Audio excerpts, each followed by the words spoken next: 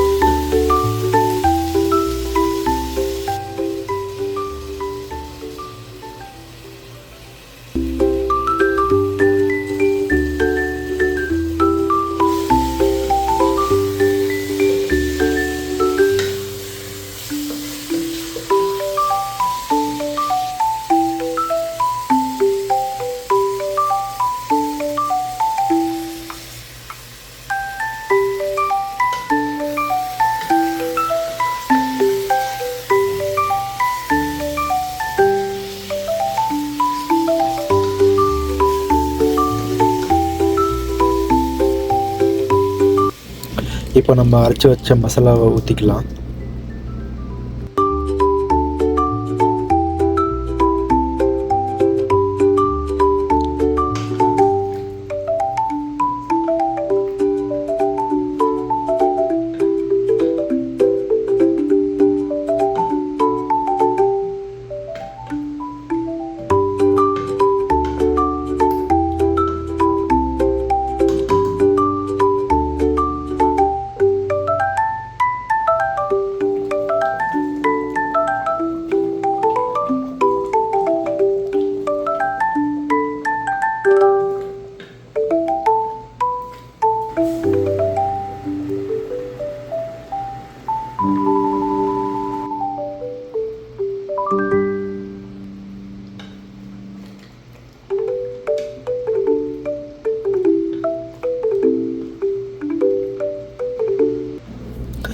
கொஞ்சம் வந்து மிளகுத்தூள் ஆட் பண்ணிக்கலாம், கொஞ்சம் சீரக பொடியும் கொஞ்சம் ஆட் பண்ணிக்கலாம்.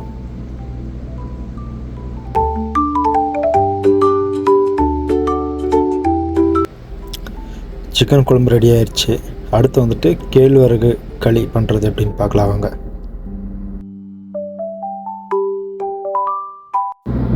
களிக்கு தேவையான கொஞ்சம் அரிசி போட்டு நல்லா வேக வச்சு எடுத்துக்கிறேன். அதுக்கப்புறம் ஒரு கிளாஸ் வந்து மாவு கரைச்சி வச்சுருக்கேன், அதையும் ஆட் பண்ணிக்கிறேன். ஏன்னா இதை ஆட் பண்ணிவிட்டு நம்ம நல்லா மிக்ஸ் பண்ணிவிட்டு அதுக்கப்புறம் நம்ம ஃப்ரெஷ்ஷாக மாவு எக்ஸ்ட்ரா ஆட் பண்ணும்போது நமக்கு வந்து கட்டி ஆகாது. கொஞ்சம் நல்லா மிக்ஸ் பண்ணிவிட்டு அதுக்கப்புறம் வந்துட்டு மிக்சர்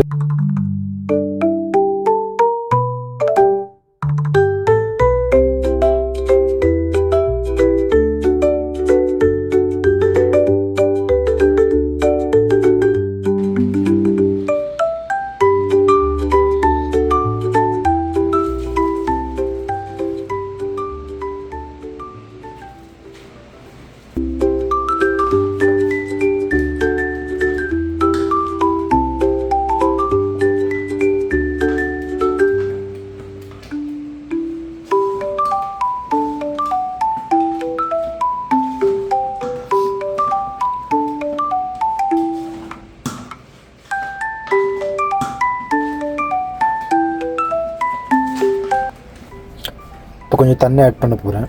தண்ணி நல்லா கொஞ்சம் ஆட் பண்ணிவிட்டு இன்னும் கொஞ்சம் தேவையான அளவு மாவு வந்து கொஞ்சம் யூஸ் பண்ண போகிறேன். ஏன்னா இங்கே 5 பேருக்கு பத்தாது. ஸோ அதனால் கொஞ்சம் மாவு ஆட் பண்ணிக்கலாம். உங்களுக்கு தேவைன்னா தண்ணி கொஞ்சம் ஆட் பண்ணிக்கோங்க, மாவு தேவைன்னா ஆட் பண்ணிக்கோங்க, ஒரு பிரச்சனையும் கிடையாது. ஸோ நல்லா மிக்ஸ் பண்ணிட்டீங்கன்னா ஓகேவாக இருக்கும்.